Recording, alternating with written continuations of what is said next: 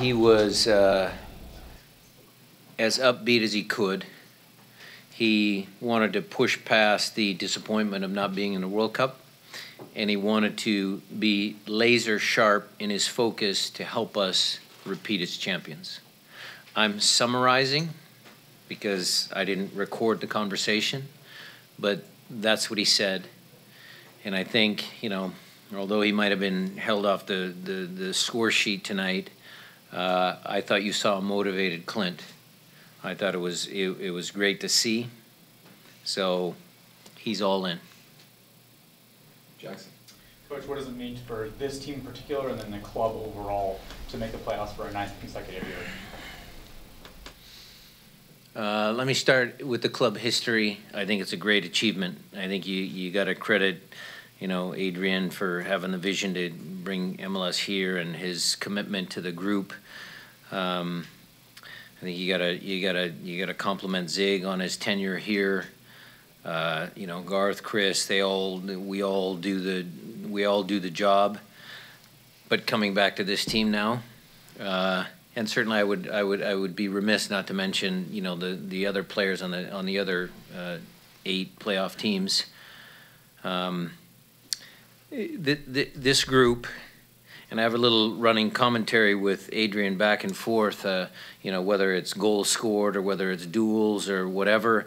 This team is committed to winning. This franchise is committed to winning.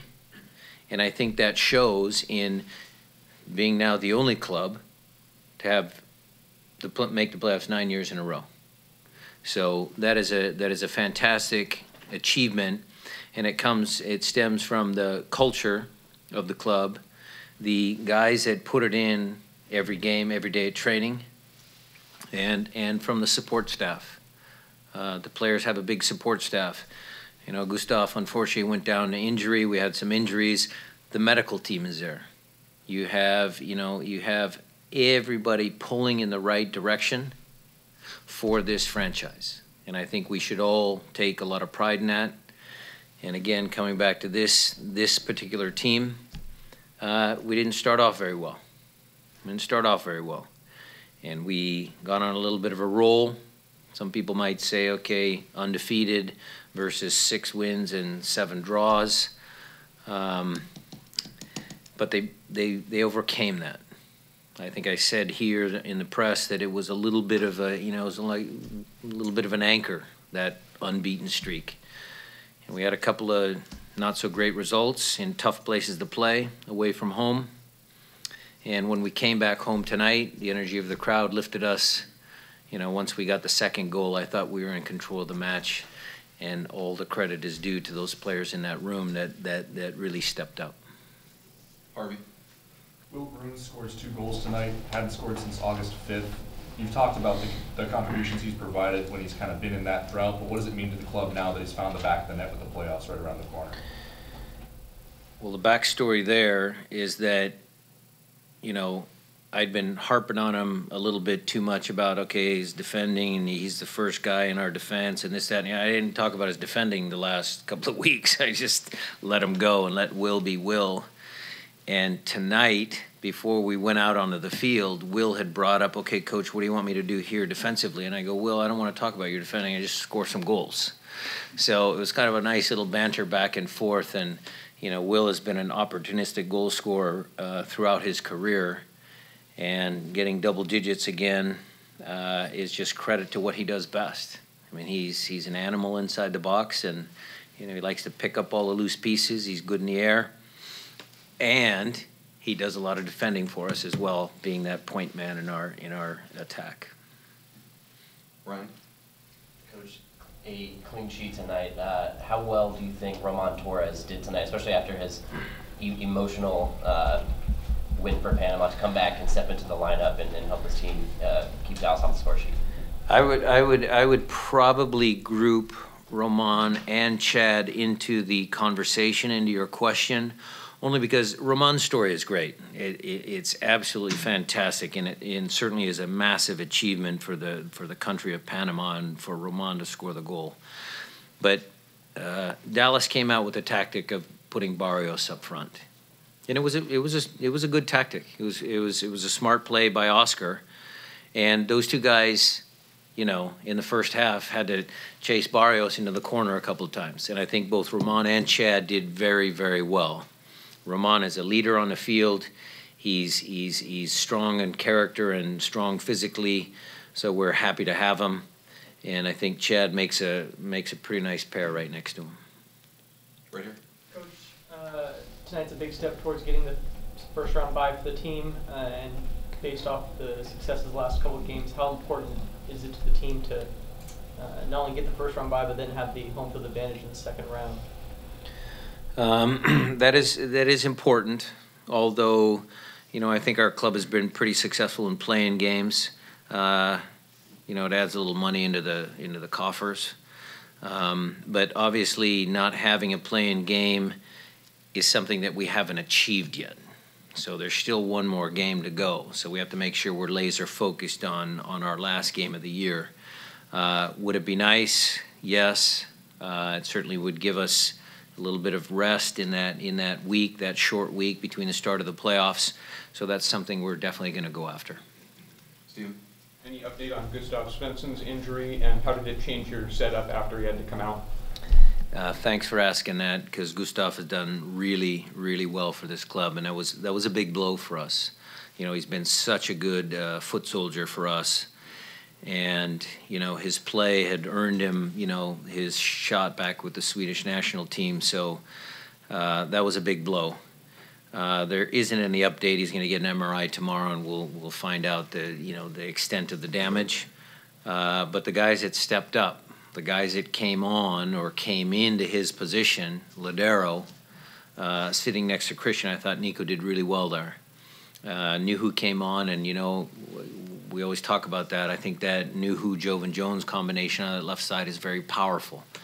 So the message to the group there after the game was, yeah, we missed Gustav, we lost a good player, but the next man stepped forward. And Nico, playing a little bit out of position, you know, did extremely well. Mark?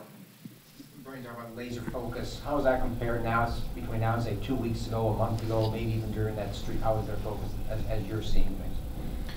I think the group has always been committed and focused. I think, yeah, there was a period of time when we might have had some slow starts, Mark, but these are playoff games. These are absolutely playoff games, and we know our sport is such that, you know, a goal here, because goals are what wins games, right? So a goal here, we take a goal here, you know, it goes in the opposite direction. We score that second goal, pushes us out there. So the focus is always there.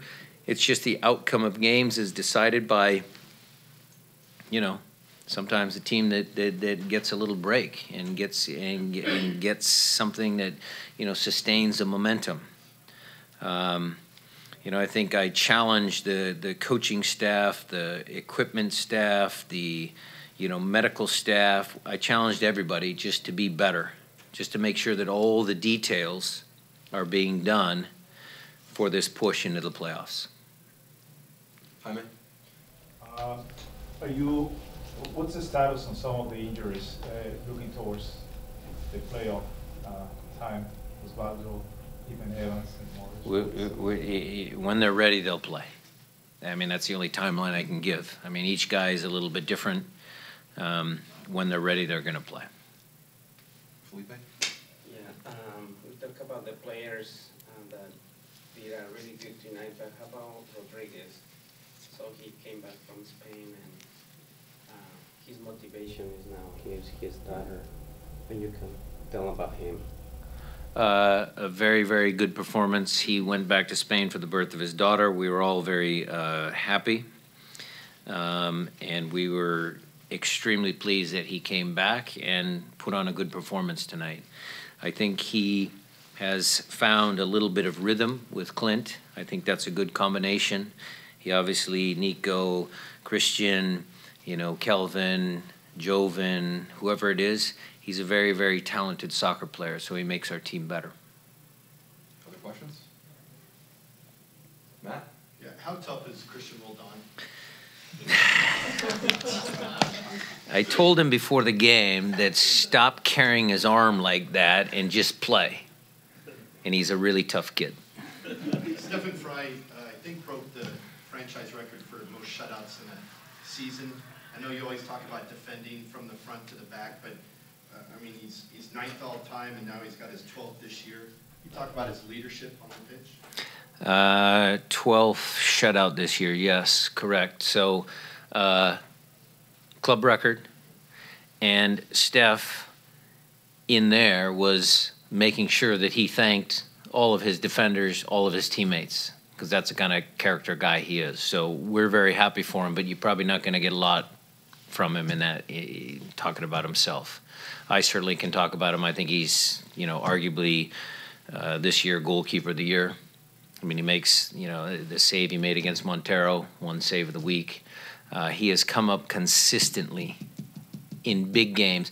Goalies make saves. All goalkeepers across the league make saves. Steph makes the key saves when we need him to. That's what I think pushes him ahead, in my opinion.